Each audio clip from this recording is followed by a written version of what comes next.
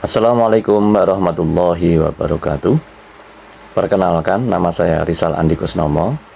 Pada kesempatan yang berbahagia ini, saya ingin berbagi ilmu kepada teman-teman di kanal YouTube saya terkait dengan jurnal atau artikel yang berjudul The Current Application and Evidence for Robotic Approach in Abdominal Surgery, a Narrative Literature Review. Nama jurnal ini adalah Scandinavian Journal of Surgery, Indeks Jurnal Scopus Q1, diterbitkan pada tanggal 29 Januari 2024. Adapun penulisnya adalah Niklas Don dan kawan-kawan. Gambaran umum dari artikel jurnal ini mengatakan bahwa bedah robotik dalam bidang bedah abdomen terus berkembang pesat dan menjadi alternatif yang menjanjikan dibandingkan teknik bedah laparoskopi dan terbuka. Jurnal ini atau artikel ini memberikan tinjauan literatur tentang aplikasi terkini dari bedah robotik di berbagai subspesialisasi bedah abdomen, termasuk bedah kolorektal, hernia, hepatobiliar, dan esofagogastrik. Adapun latar belakangnya, perkembangan teknologi dalam dunia kedokteran telah membawa inovasi besar dalam bidang bedah. Salah satunya adalah penerapan teknologi robotik dalam prosedur bedah minimal invasif. Awalnya dikembangkan untuk keperluan militer dan eksplorasi luar angkasa. Teknologi robotik kini menjadi bagian penting dalam operasi bedah, terutama di bidang bedah abdomen. Teknologi ini berpotensi mengatasi keterbatasan laparoskopi konvensional, seperti keterbatasan pergerakan dan tremor tangan bedah.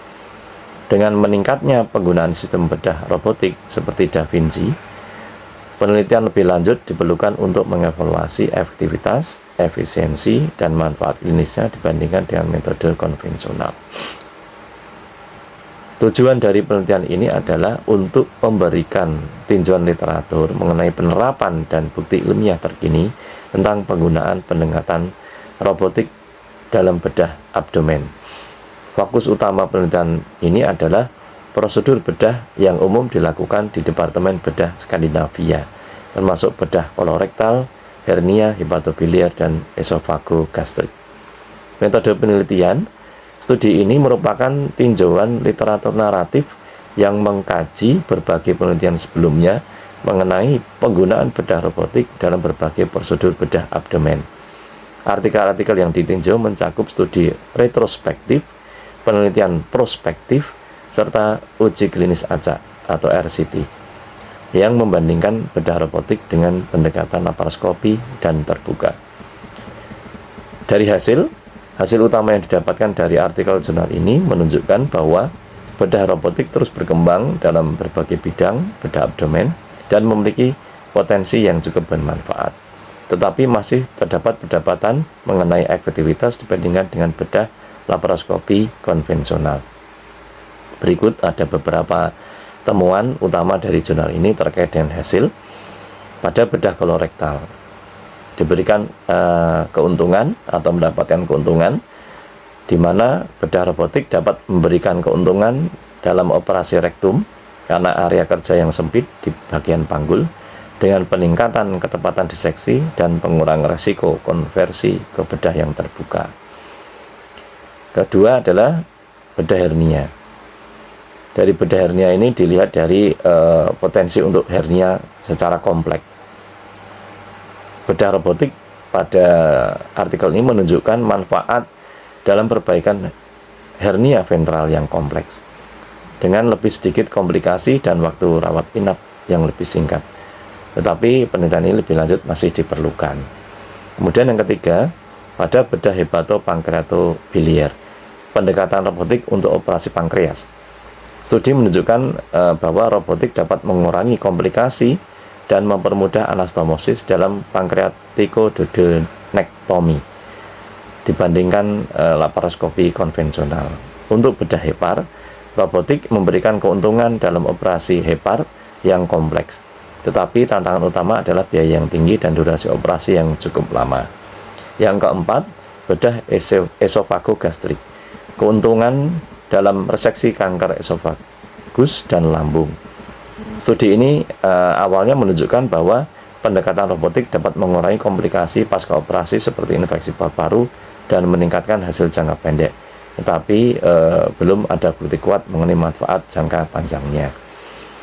Pembahasan untuk bedah kolorektal, pendekatan robotik dalam reseksi kanker rektum dapat memberikan keuntungan dalam bidang operasi sempit seperti panggul dengan meningkatkan ketepatan diseksi dan mengurangi risiko konversi ke operasi yang terbuka.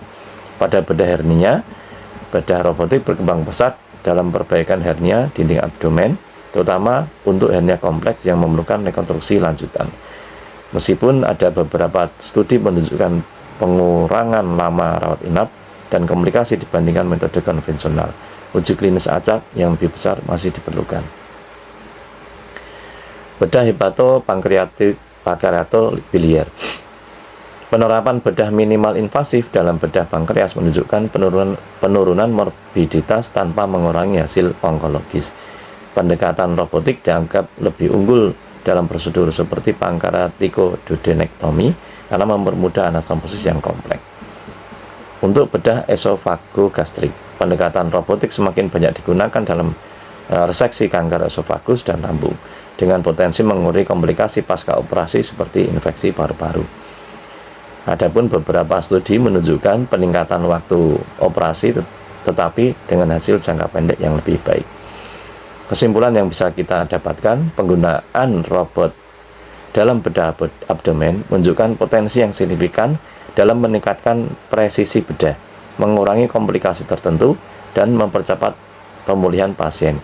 Namun, tantangan utama masih berkisar pada biaya yang tinggi, waktu operasi yang lebih lama, serta kurangnya uji klinis berkualitas tinggi yang membuktikan manfaat jangka panjangnya dibandingkan dengan laparoskopi konvensional. Nah, yang terakhir, untuk penerapan di Indonesia bagaimana? Nah, di Indonesia, adopsi bedah robotik masih terbatas karena kendala biaya, infrastruktur rumah sakit, serta keterbatasan pelatihan tenaga medis.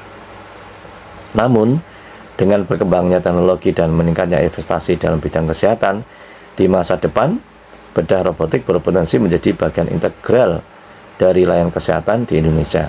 Implementasi yang bertahap dengan fokus pada pelatihan tenaga medis, kerjasama dengan institusi luar negeri, serta pengembangan sistem pembiayaan yang lebih terjangkau dapat membantu percepatan adopsi teknologi ini dalam dunia medis di Indonesia.